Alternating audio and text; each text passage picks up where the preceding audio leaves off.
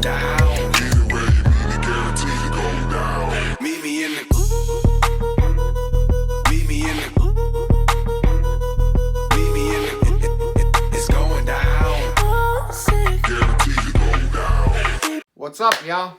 I'm Nate G219, and this is the Help It Back and Better. Y'all know what it is. Another one coming at y'all. First, hit that like, hit that subscribe, hit that channel if you'd like to help out. Today, still November 23rd, about 9:45 in the morning. But you know, again, none of that matters because it's the irrelevance for today. But I want to talk about some of the things that, some do's and don'ts. Like, okay, when you go to prison, you're going to meet people that you would have never imagined ever crossing paths with. Especially the higher the level you go to, the more people that you're going to meet, and you're going to just be blown away with a majority of the stories. And this story leads into more why you don't talk about your crimes behind prison walls to other convicts, other inmates. Unless you're convicted of that crime, you sign a plea agreement, all your shots are out the window, that's when you could talk about it. I still wouldn't suggest it. Time out. Time in. I still wouldn't suggest it because, you know, there could be a clerical error in your trial and somebody find that out, you get a new trial, but because you ran your mouth to somebody else, they might testify on you. And in prison, say there's 50 guys there, you're going to hear 48 stories. 2 of them, yeah, they're just the people that don't talk about their cases. They're, for whatever reason. There's a couple that won't talk about their cases, especially if they've got an opportunity to be on the other side of the outside of the 40-foot wall of Indiana State Prison. And this story mainly takes place in Indiana State Prison Maximum Security Unit. So I've met people that had unalive people and had their way with the corpse. I mean, and hearing somebody describe some stories like that, it's a bothersome story. I've told stories about him, Nathan Anderson, Tex. I still talk to him. He's mentally ill. There's a big mental issue that he has, and he was diagnosed with some stuff that should have had him off the streets long before the crime was ever committed. But it didn't, and the answer to somebody that's crazy, mentally ill in Indiana, especially if they've caused any sort of violence, is lock them in prison, where there's no help whatsoever. I watched the man beat his head on the wall so many times that there's a bald spot. He's got a permanent bald spot. Like, I got a permanent bald spot. Yeah, it's not from banging my head against the wall. But you will meet people that have hurt children, that have done the most heinous of heinous crimes that you could ever imagine. And most people only read in books about some of these people. So I used to hang out with this group of guys. One of them's name's Peanut, black dude from Fort Wayne, cool as hell.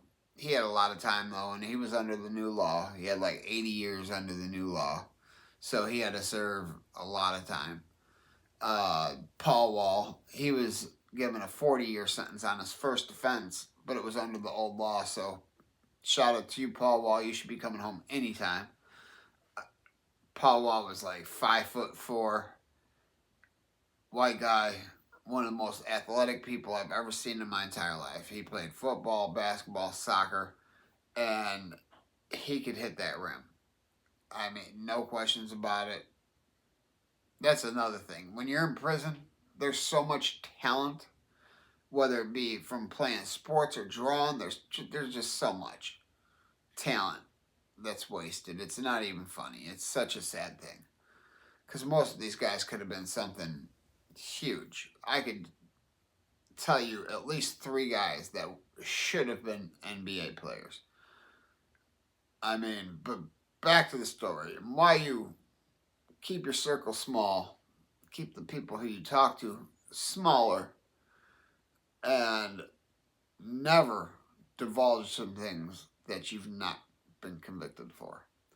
So, I was hanging out with Paul Wall, Peanut, No Moves, this cat we call No Moves. Shout out to you, No Moves. I know you're coming home soon. He got a hell of a lot of time before he was 18. 15, I think, he was given a sentence of 30 years that he had to complete. If I remember correctly, I don't remember correctly 100%. But again, irrelevance. But he was there, this guy that we called Grummus, because, I mean, Grummus from McDonald's, he looked like that. And, I mean, we got some creative nicknames in there. But along came the Gerber baby.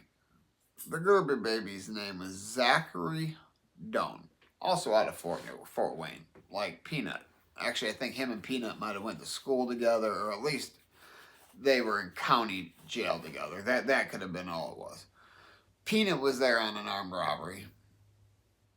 The Gerber baby was there on an armed robbery, but his armed robbery was resulting in severe bodily injury. So him and his cousin had broken into this house and robbed an older woman and were using their pistols, and her eye ended up coming out of the socket. Now, she's blind in the other, and the one came out of the socket, but they fixed it. Unfortunately, she later succumbed from her injuries, but by that time, the court process was in the roll, and what they charged them with is what they got charged with. They were charged with robbery, armed robbery, or robbery resulting in severe bodily injury. So, they got caught. They went to prison. Prior to that, it was New Year's Eve of 2012.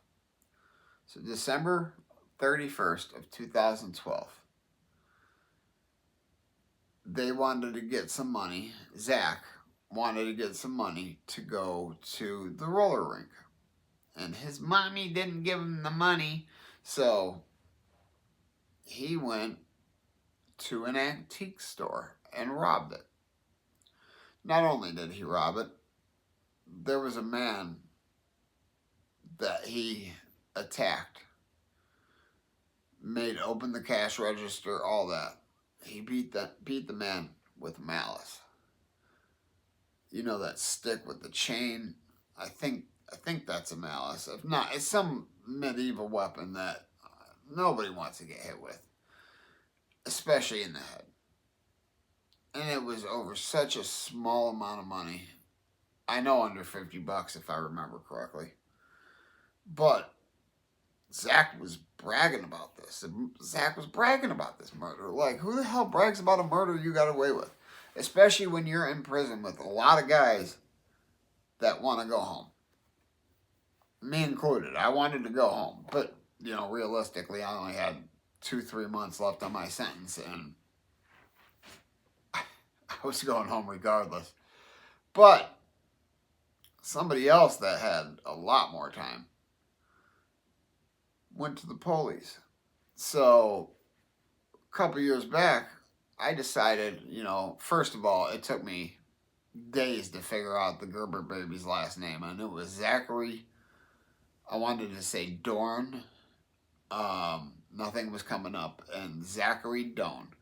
I had to Google what the antique store robbery homicide in Fort Wayne, Indiana, and there was the Gerber baby's picture.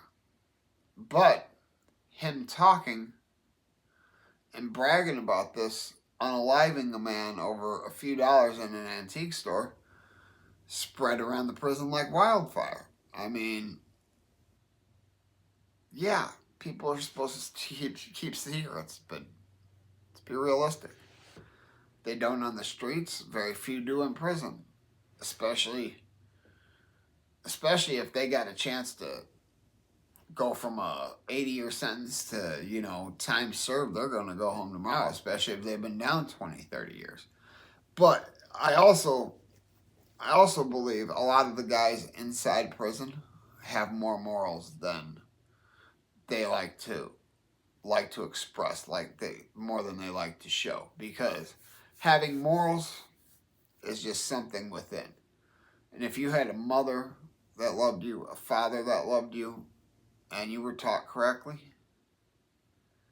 that's going to bother you. Somebody bragging about some stuff like that and getting away, which I knew people doing a lot more time for selling some drugs than he did for that. But yeah, him talking got him another 40-year sentence. But his out date did not change. It's a 40-year sentence, ran concurrently. And that's what every inmate wants to hear. But I had no luck. Although 90 days, it was still, I should have had it. He, on the other hand, should not have had even an opportunity to run the cases concurrently. But there he is. The sentence did not change.